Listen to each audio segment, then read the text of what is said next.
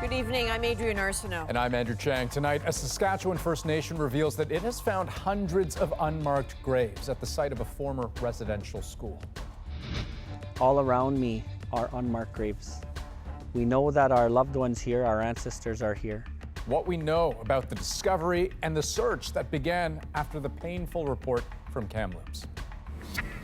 Also tonight, pandemic frustration boils over. Have some compassion, guys. Like, God damn it. Where's their compassion for us, eh? As the Atlantic bubble hits a roadblock.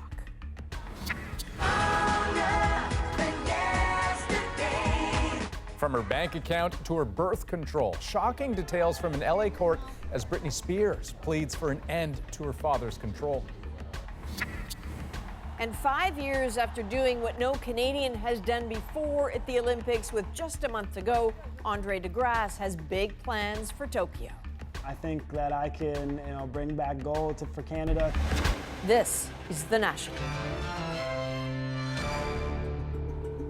This country is still grappling with grief and anger in the wake of the discovery at the Kamloops residential school. Well, we have breaking news tonight of another terrible finding. A Saskatchewan First Nation says it has found hundreds of unmarked graves at the site of another former residential school. Marival Residential School was situated on what is now part of the Cowessess First Nation, east of Regina. It was demolished in 1999 after operating for nearly 100 years. Tonight, the Federation of Sovereign Indigenous Nations says this new discovery will be the most substantial to date in Canada. They'll be holding a virtual news conference tomorrow, along with the chief of the Cowessess First Nation, to share more details. But tonight, let's speak with CBC's Jason Warwick, who is in Saskatoon. So, Jason, I know you've been speaking with the Cowessess First Nation this evening. What are you hearing? Adrian, we've been speaking with Cowessess First Nation Chief Cadmus DeLorme ever since they initiated their search May 30th. That was following the revelations out of Kamloops. Cowessess says this will be unprecedented in its volume in the Canadian searches. Now, they aren't saying the exact numbers of how many they've found, but we're scheduled to hear more about that at the news conference. Chief Cadmus DeLorme said it was just a matter of time until something like this would be discovered. Here's what he said. We are at the Cowessess First Nation community gravesite. Years ago, this was once the Marival Residential School gravesite. All around me are unmarked graves. We know that our loved ones here, our ancestors are here. In our truth as finding as a First Nation and the surrounding communities that have come to this residential school, this is where our truth lies. Adrian, they weren't giving exact numbers of the number of graves that have been found because they want to contact every elder, every survivor, every connected family member so that they can hear about it with grief counselors, with the supports that are available. Well, exactly, because I hear you talk about numbers, and I know we all realize that for every number that represents, children and families who are still in grief here. So what are the people in the community saying? What's your sense of how they're faring right now? Well, many of them say they were expecting this kind of news, but again, not of this magnitude. So there is unimaginable grief, there's sadness, there is a mounting anger as well. And in communities across Saskatchewan, across Canada, where these searches are taking place, where they suspect that there are unmarked graves or other tragedies, the same feelings. I spoke to Little Pine First Nation Chief Wayne Samaganus in Saskatchewan, and here's what he had to say. And yet there is still so many of the great majority of Canada that don't understand our grief, that deny us our right to grieve. That is what really hurts.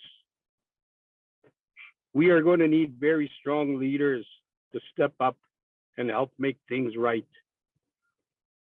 And unfortunately, from all my experience, I have not found leaders from the government of Canada that are willing to step up to the table with Native leaders to make things right.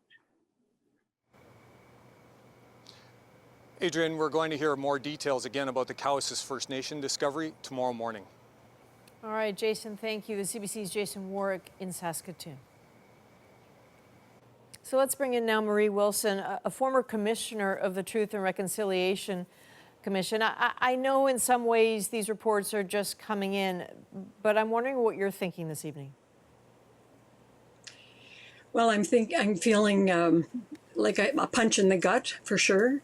On an emotional level, heartbroken. My heart goes out to Chief Delorme and all the community people there, but also far beyond Cowessess, because as we know, children came from all over the place to these schools. They were not just local schools. So the impact in terms of family connections may be very far reaching, even beyond the Saskatchewan border. We don't know that yet. And there is a part of me that feels the sort of sad righteousness, I guess, Adrian, if I can put it that way, of saying, we told you this was coming. We told you in writing. We said right in our report, on the basis of the work undertaken to date, it's apparent that there are likely to be other unidentified residential grave sites across the country. That was 6.5 years ago. In volume 4 of our report, the full report, volume 4, was devoted to this issue. So we gave fair warning, and the survivors told us on the many years leading up to our final report what they knew, what they remembered, what they had experienced. And so what I feel is the outrage of knowing that it has been told and it has not been heard or listened to, or it has been merely denied or not believed. That's a huge mix of feelings, and it leads to all kinds of places.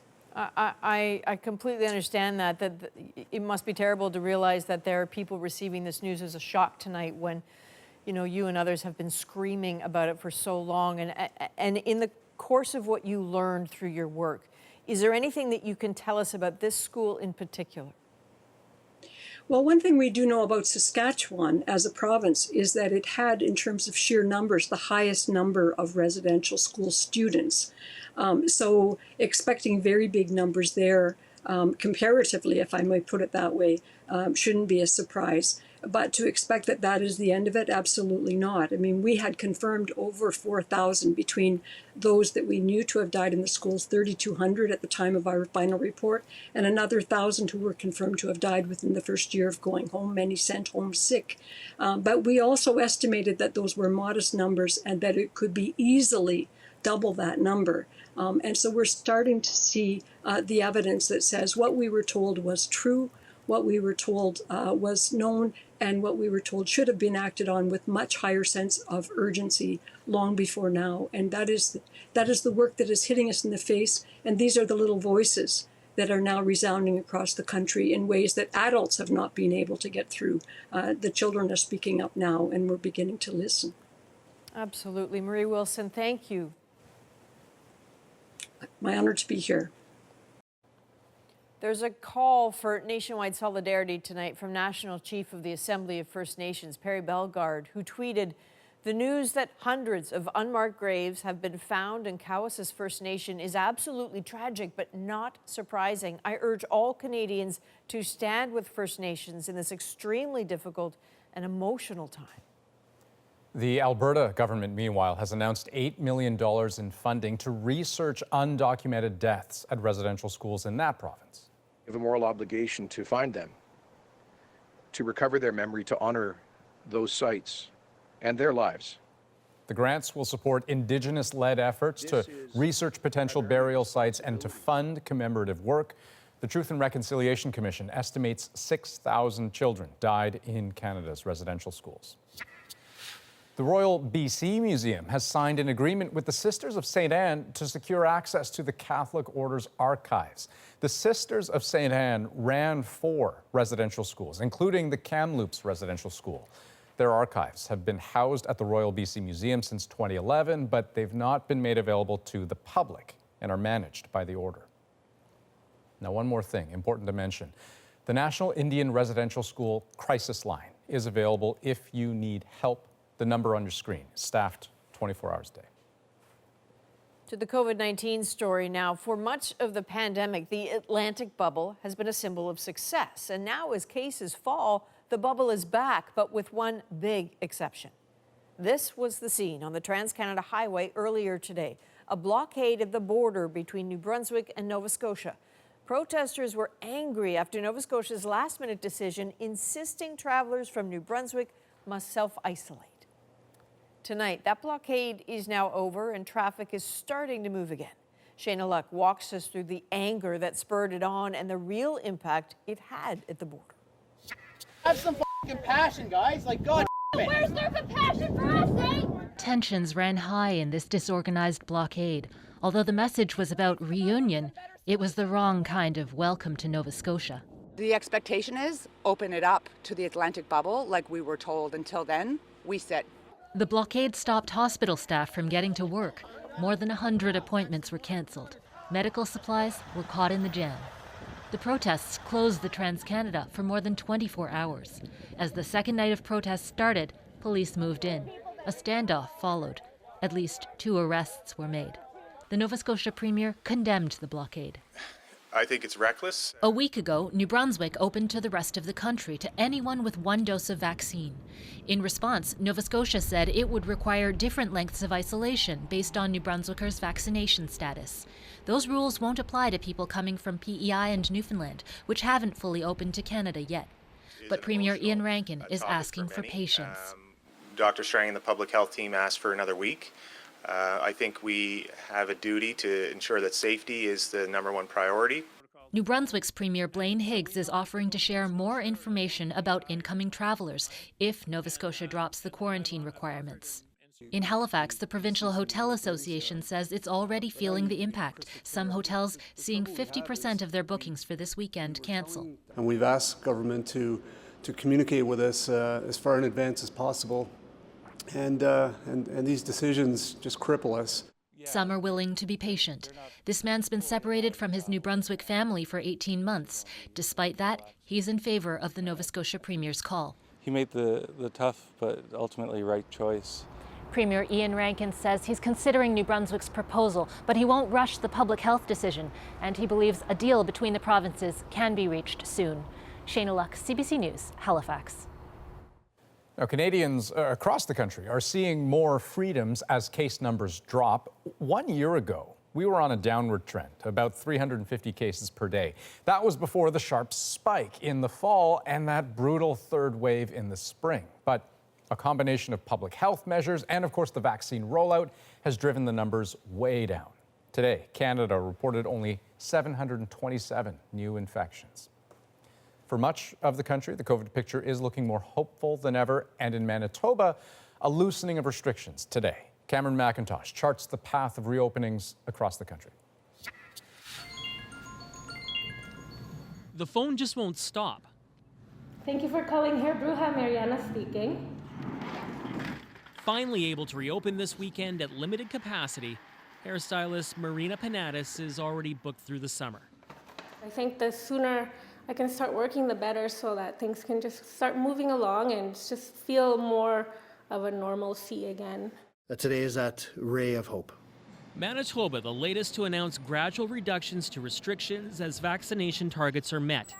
CBC News has learned tomorrow Ontario will announce its move to Step 2 next week. Earlier than expected, but not early enough for Dave Auger. We're way overdue to open. And it's frustrating that we're being handcuffed. Next Monday, all regions of Quebec will turn green. Quebec's premier dangling a carrot, lifting mask restrictions in groups of vaccinated people. One more win, vaccinated Habs fans could ditch their masks for the finals. No, it's not the full reopenings planned in Saskatchewan and Alberta. Still, in all things considered, it is certainly reasonable to loosen restrictions at this point. This epidemiologist says the country is trending towards containing COVID by fall for good. But the thing that's really going to decide if we end up with option A or option B is going to be how far and wide we're able to vaccinate people. In Winnipeg, an example of the challenge. That lineup for walk-ins lasted 2 days, mostly second doses. But demand for first shots is drying up at 70%. So, more urgent. Vaccines are the best way out of this pandemic. Now, in many cases, what you're actually able to do may depend on your vaccination status. Manitoba is one province where the government concedes that may not be fair, but isn't apologizing. Cameron McIntosh, CBC News, Winnipeg. Now, Yukon is trending in the other direction. Late this evening, the government announced another person has died from COVID-19. There are now more than 100 active cases in a place where the total during this pandemic is in the low 200s. The territory now has Canada's highest infection rate, but also the highest vaccination rate. Juanita Taylor explains. Right through the end right there. Summer has finally arrived in Yukon, and that has Megan Breen's 3 children excited for camp. It's like all they ever talk about. But the recent outbreak of COVID-19 in Yukon has this Whitehorse mom worried. You know, my son's like, am I going to catch COVID today? So it's a little heartbreaking. The outbreak started in Whitehorse. In just 10 days, fueled by the Gamma variant first identified in Brazil, it has now spread to most Yukon communities. The territory's top doctor says all it took was one infected person at a house party. I think people forgot really about all of the public health measures that we had in place, this feeling that as summer comes, the pandemic is over. Some rural communities in Yukon are seeing COVID-19 for the first time. Unvaccinated people make up a majority of active cases, ranging from 1 to 90 years old. Many are children. We're putting all the gears into controlling the outbreak through case identification, isolation of contacts, widespread testing. All this when Yukon is leading the country in vaccination rates. More than 70% of the eligible population in Yukon is fully vaccinated. The new variants that are emerging are more highly transmissible. The case numbers were highly controlled before, but it just takes a small outbreak to lead to much higher case numbers. Trust me. As for Megan Breen, it all feels like deja vu. I'm just worried that we're going to go into another lockdown. It's just not knowing is really, concerning. Health officials point out it could be worse. There have been only 5 hospitalizations tied to the outbreak. Most people's symptoms have been mild, and the surge in cases has also seen an uptake in people getting the vaccine. Juanita Taylor, CBC News, Yellowknife. We have more breaking news tonight on the forensic examination into Ukraine International Airlines Flight 752 that was shot down by Iran last year. All 176 passengers were killed, including 138 people who were Canadian or had ties to Canada. Their families have been anxiously awaiting this report, and CBC News has viewed a copy. Ashley Burke has the exclusive details from Ottawa. Ashley, what can you tell us? Well, Andrew, families believe that a branch of the military intentionally shot down the plane, but the results of this 8-month-long forensic examination reveals Canada does not have its own evidence proving the downing was premeditated. However, this report says that in no way does that absolve Iran of its responsibility for the death of 176 people. Canada's forensic team found that a series of acts and omissions by both Iran's civil and military authorities caused a dangerous situation where previously identified risks were underestimated and not taken seriously. And in doing so, it created conditions where an operator could launch missiles at a commercial plane. Okay, so what does this mean then for what Canada does next? Well, using this report, the federal government could decide what sanctions, if any, it will impose on Iran. Prime Minister Justin Trudeau wrote a message to families in the report that says the report demonstrates that Iran's official accounts of events is disingenuous, misleading, and superficial, and intentionally ignores the key factors. The downing cannot be conveniently blamed on a few junior personnel. Senior regime officials made the decisions that led to this tragedy, and the world must not allow them to hide with impunity behind a handful of low-ranking scapegoats. He added the government will pursue all available options against Iran, including taking the case to the International Court of Justice in The Hague. Okay, Ashley, thanks for the update. Thank you. The House of Commons is rising today for the summer break, but the rhetoric coming out of Ottawa is anything but relaxed. In fact, it sounds a lot like the beginning of an election campaign. And as Rafi Boudjikanian explains, the campaign talking points are already coming into focus. Conservatives will do whatever we can to replace the corrupt government. Almost like everyone here knew this was not just the House rising for the summer, but that they may have to fight to return to the job at all. Canadians deserve accountability, transparency, and ethics. That is what they will get from a Conservative government.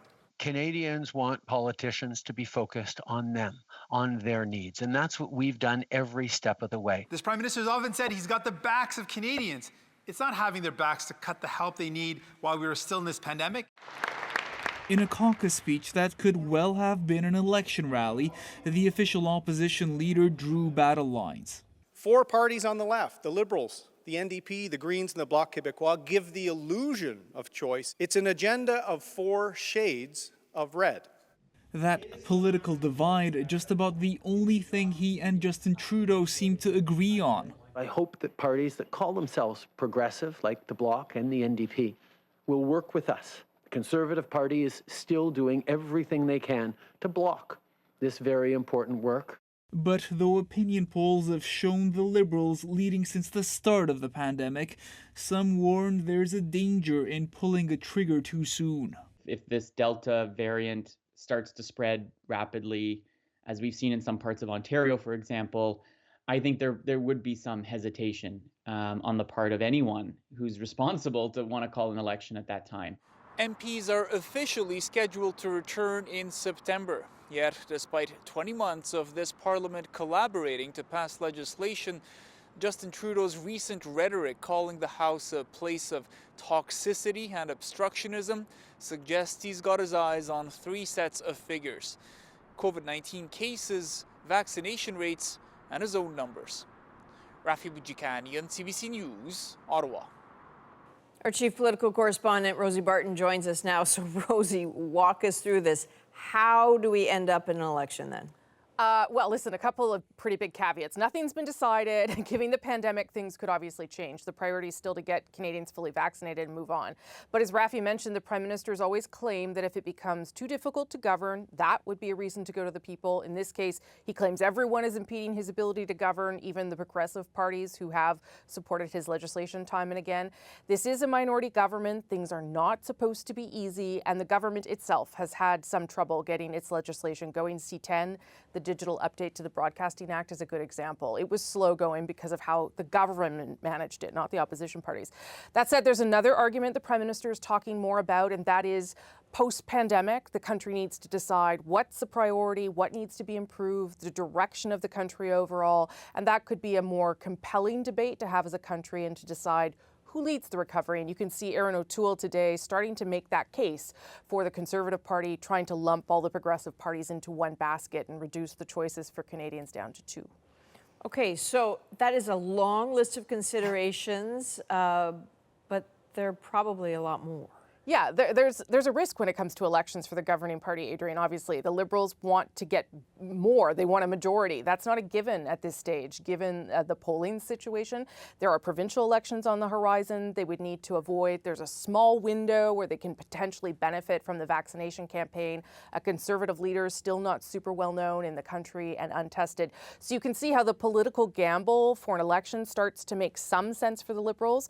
It's also worth pointing out the minority government typically only lasts 18 to 24 months, and we are coming up on that deadline. Indeed we are. All right, Chief Political Correspondent Rosie Barton in Ottawa. Thanks, Rosie. Thanks.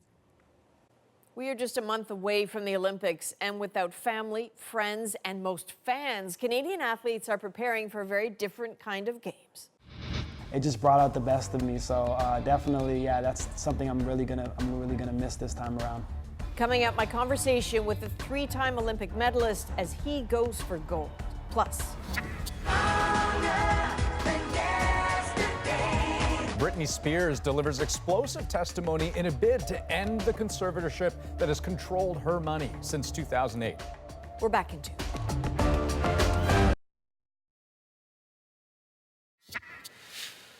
Welcome back. We are just a month away from the start of the Olympic Games in Tokyo, and the anticipation is building. But of course, these pandemic games are going to be unlike any other for the fans or the competitors. Renee Filipponi shows us what Canadian athletes will be up against. Take your marks. The games start in a month, but because of the pandemic delays, many athletes are still competing for their ticket to Tokyo. The Canadian swim trials this week paint a picture of what the games will look like. Mom and Dad are certainly happy with that. Family cheering on athletes virtually, with limited spectators in the stands. We're used to it. We'll be able to be there when it counts and do our best, even though we won't have that crowd there cheering us on. Concerns over COVID have led to a ban on foreign fans in Tokyo. For domestic spectators, the venues will have a 50% capacity limit, and they will be a lot quieter. Today, organizers announced shouting and whistling will be off limits. Clapping will be the only way to cheer. Already, there is a COVID case linked to the games. A member of the Ugandan team tested positive on arrival in Tokyo. That shows that the system is working, like with the tests before you leave your country and as you arrive. No question, McBean and Heddle, the heavy favorites here. And Marnie McBean is a three-time Olympic gold medalist and the chef de mission for Tokyo. She says the protocols are unprecedented. We will be staying inside our Olympic environments, our accommodation, our venues. And, I've sort of said it's going to be a little bit like a hamster or a gerbil warren. But the logistics aren't top of mind for athletes busy training.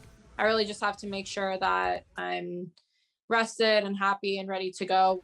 Oh, there it is. Was Harry scored? Jessica Klimkate is a judo medal hopeful after winning gold at the World Championships. She is just happy to head to her first Olympics, despite the circumstances. At the end of the day, I'm going there as an athlete because I take this very seriously. Win or lose, these will be a games like none other. Renee Filipponi, CBC News, Vancouver. Now, those named to Canada's women's soccer team got the calls today, and there is one moment of joy we just have to show you.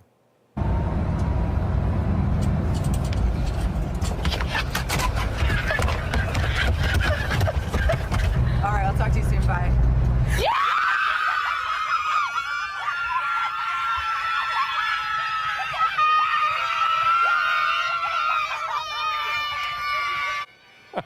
That first 10 seconds of composure was really something. That's keeper Kailen Sheridan, her teammates from American club Gotham FC recording that magic moment. She was also with Team Canada in Rio in 2016. Christine Sinclair will be the team's captain, and these will be her 4th Olympics. Can we recue the video? I just want to watch the video again and again. Okay, it's prom season for high school students. Another muted one amid the pandemic, but one Regina teen has a pretty unique way of approaching it.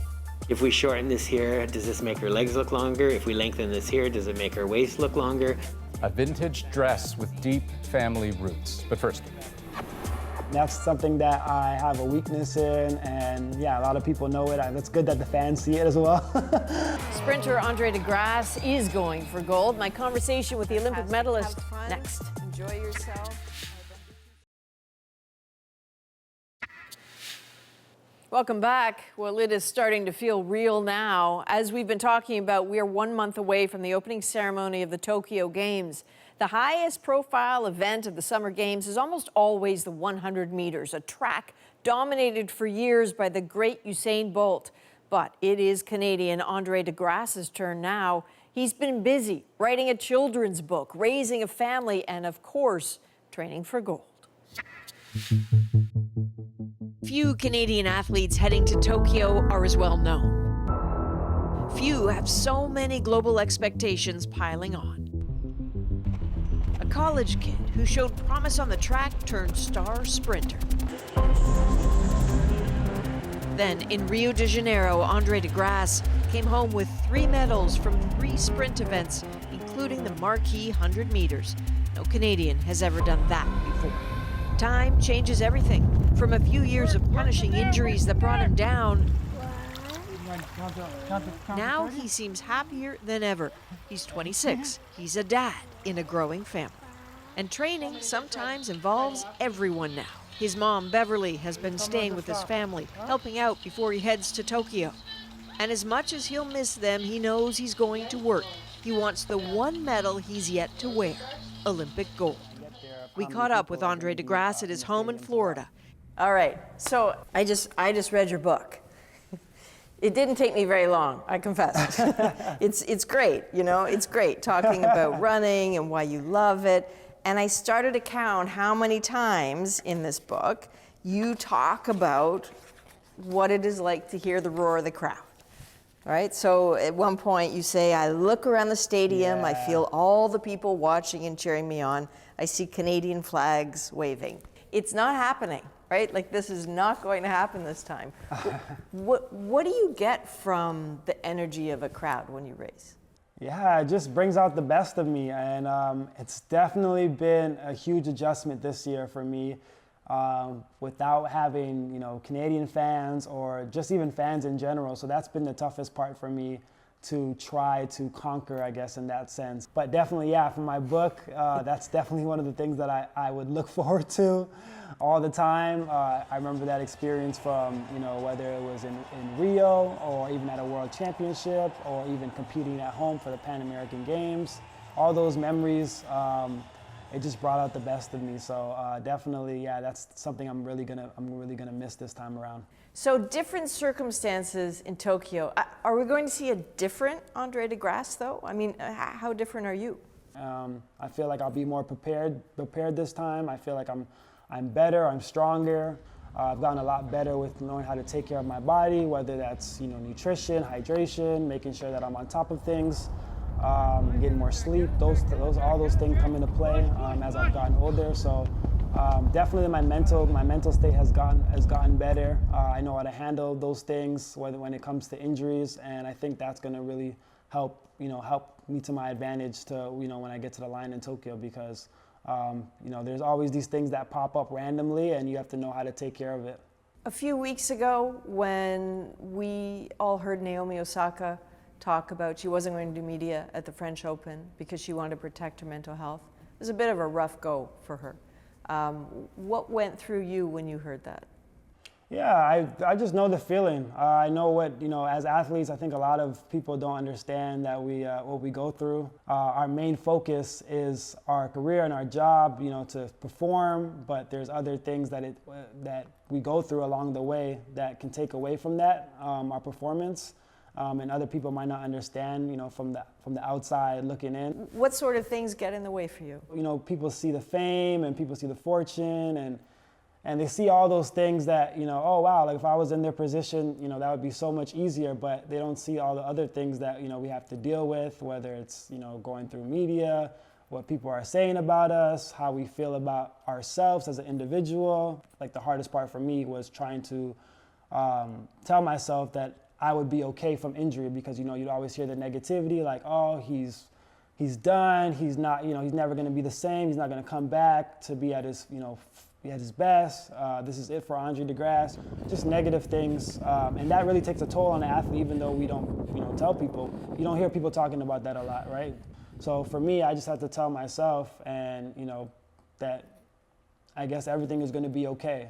Can you explain something to me as a viewer? I mean, I'm sure people have told you this, but it's very stressful to watch you race helplessly from the stands, because in the beginning, it really looks like you see the backs of a lot of people. And so as a spectator, your heart stops for a moment. You think, what's he doing? And then there is this surge. Can you break it down for me in those 9-ish seconds? What's happening with you? Yeah, I definitely been trying to work on my first 30 meters of the race. That's something that I have a weakness in, and yeah, a lot of people know it. It's good that the fans see it as well. Even though some people love it, they always tell me like, oh man, I love when you just come from behind and win the race. But my intention is to hopefully be in the race from the start, and and hopefully just pass people along the way. So yeah, I mean, every day I feel like I'm getting better at it, but it just kind of just takes time, and I just have to continue to be patient. And when you give people a lift and something to be excited about this summer, not that long from now, and they're sitting at home, not in a stadium, but they're sitting at home watching you, what is it that you want them to have in their minds when they watch you lining up in the starting blocks? Yeah, I just want them, everyone to be cheering for me. I think that I can, bring back gold for Canada. It's been a long, long time since, of course, Donovan in '96. So it's been about 25 years. So I'm just trying to be that first Canadian since then to just try to, bring home some hardware and create history again. I'm hoping to, get a lot of messages on social media and those type of things, because obviously there will be no fans. Those are the greatest things for me, and that's going to give me a big boost towards Tokyo. No, fantastic. Have fun. Yeah. Enjoy yourself. We'll see you in Tokyo. All right. Thank you. I appreciate it. I love that. That's such a great chat. And going back to the start, I love that he wrote a children's book. I mean, he's really all in, right, on being a dad. Oh, totally. He had a baby boy just about a month ago. He has a little girl, a toddler, who's just old enough to know Dad runs, and Dad is really fast, which is very important. And I think it's settling in a little bit that he's going to be away from them for a while. That part's going to be hard. Big couple of weeks coming up. Okay, still to come, remembering past wrongs in the U.S. South. A bridge in Tennessee that some refuse to cross, and how some are marking the horrific events from a century ago.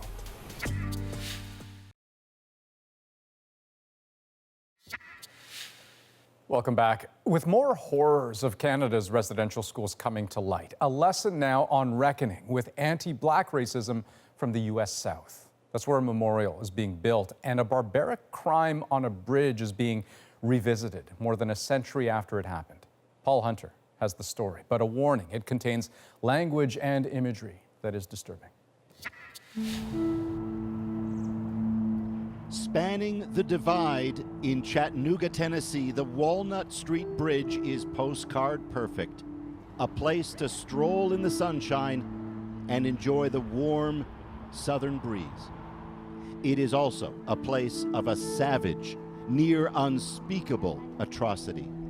Sometimes you can sort of feel the eerie ghost of the past when you know the story. Eric Atkins took us to the place where 115 years ago on this spot, a Black man named Ed Johnson, who'd been wrongly convicted of rape in a sham trial, was pulled from a prison cell, marched down to that bridge, and then lynched. And this is where we believe they would have brought Ed Johnson when he was taken out of the county jail. Somewhere here. Somewhere in here. And they shot at him. Oh yeah, they shot at him mercilessly. Even when he was on the ground, he was shot several dozen times. They wanted to make sure that the job they set out to do was finished. The Chattanooga Times headlined his last words. "God bless you all," he said. "I'm innocent." Shot even as he was hanged, a bullet broke the rope. He fell to the ground still breathing. As the Times put it, he was then shot to death by a mob like a dog. There was outrage at the time, and though it took decades, Johnson's conviction was later overturned. But as with so many of America's more than 4,000 documented lynchings, for many, his murder kind of faded from memory. Now, his story is being retold. This is where the statues will be? This is where they will be, 3 of them. This summer, in the very shadow of the bridge where he was killed, this almost finished memorial to Johnson and his 2 Black lawyers will be open for all to come learn the story and consider America's lingering racial divide. Atkins is one of the volunteers behind the project. Hopefully with this memorial, people can have a changed heart. We can have a changed heart to treat people the way that you want to be treated. We can have an open heart to where we all are free and we all have rights and we all can advance the way that the country is supposed to advance. Indeed, lost on no one is that stories like Johnson's, Black Americans killed unjustly, continue in this country, as does rage, with reason to still use that word in desperate, pleading protest. Working with Atkins at that bridge is Donovan Brown. We could have simply forgotten Ed Johnson and went on our way, but in a society where we do honor, where we do memorialize. He underlines, more than a century after Johnson's death, his story is instructive and vital. Ed Johnson is still communicating to us, and we are doing our best to listen to him in the time where there's a reckoning happening both within the city of Chattanooga, within our county, and certainly within the country. He lives. He does. And here's something else about that bridge. To this day in Chattanooga, there remain Black Americans who stay away from it, who never forgot. And they still see other reminders, lessons are needed. It started from this era. Greg Beck, who indeed will not step foot on that bridge, brought us here to one of those Confederate statues you hear about, still in place in the U.S. South. This one's in Chattanooga, not far from where Johnson was hanged and shot. Is it trying to say the South will return, or what is it trying to say? It continues to say to us, you are marginal. Beck sees the Johnson Memorial as a step forward, but only a step, Alongside that bridge, it urges the value of learning from America's past. I want people to understand when they walk by there that there is a power somewhere that's trying to do some things as far as justice is concerned. This is something that poor man went through that nobody else should have to go through. As the memorial nears completion, a once neglected cemetery on the other side of Chattanooga is also in the midst of renewal. Look carefully, and you'll find a name that now resonates again in this city. Ed Johnson, not forgotten. One voice in America's continuing reckoning on race, undenied. Paul Hunter, CBC News, Chattanooga, Tennessee. We'll be right back.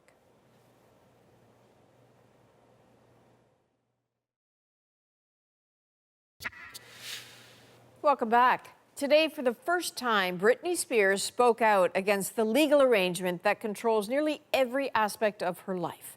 In an explosive statement in an LA court, the star asked a judge to end her conservatorship. Eli Glasner has the shocking details. I am fine. I'm the happiest I've ever been in my life. Until recently, this was the face Britney Spears presented to the public. I'm in transition in my life, and I'm enjoying myself. Today, as fans gathered outside a court in Los Angeles, end conservatorship abuse! End conservatorship abuse!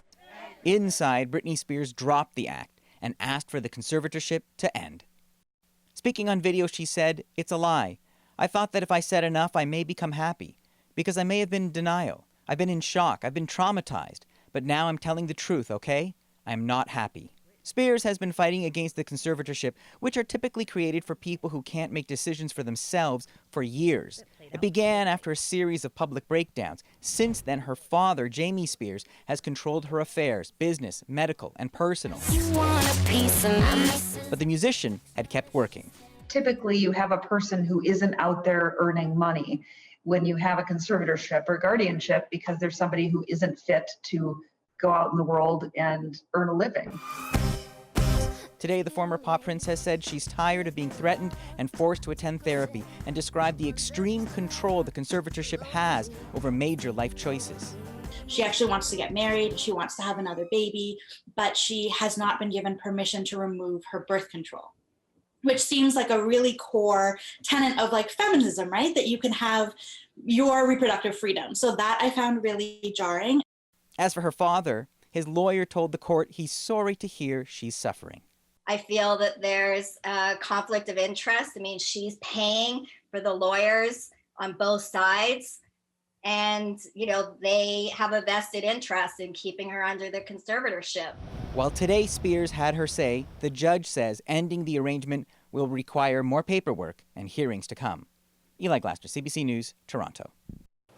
Okay, up next, one dress worn 5 decades later. The minute we saw it, we're like, I don't know how we're going to do it, but let's do it. How a student in Regina took her grandmother's gown and made it prom ready this century. Next in our moment.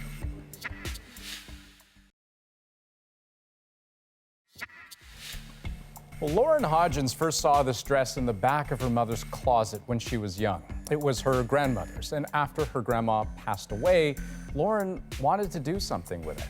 So, what better occasion than graduation? Took a little tweaking, but the 50-year-old gown is now her perfect prom dress, and the story behind it is our moment. Hi, how are you? Grandpa actually had a lot of dresses made for my grandma, and she wore it back in the 60s. It was really important to just reuse this dress. We weren't sure if we were going to have a prom originally, so knowing that I could like do this and keep the dress, it's always been so special, and I always thought it was just beautiful. I'm about 5'11", 6 foot with heels especially, and my grandma only went up to about my shoulder height. So we had to add on the bottom while kind of lengthening the top a bit as well. Well, Lauren brought in a sketch, and we stuck to it exactly the way she wanted to it. The minute we saw it, we're like, I don't know how we're going to do it, but let's do it. She wanted to keep the flavor from the era and the flavor of the actual dress. I don't want to say easy because it's difficult to get the fit, because I wanted to see this dress continue on. It's also really fun to give somebody a dress that they really have imagined and designed themselves. It's gorgeous. Like, I don't think it could get any better. You just gotta learn how to walk with it. And she's really determined. It seems the first time her mom said, why don't you try this on? Just have a look. It was, she was 12 years old, and it seemed to lock in her brain, and she's like, I will wear this one day. Yeah, and you know, Lauren's grandma passed away in 2018, but she knew of her plan to wear this to graduation, so this is going to be truly special. That's the National for this June 23rd. Have a great night.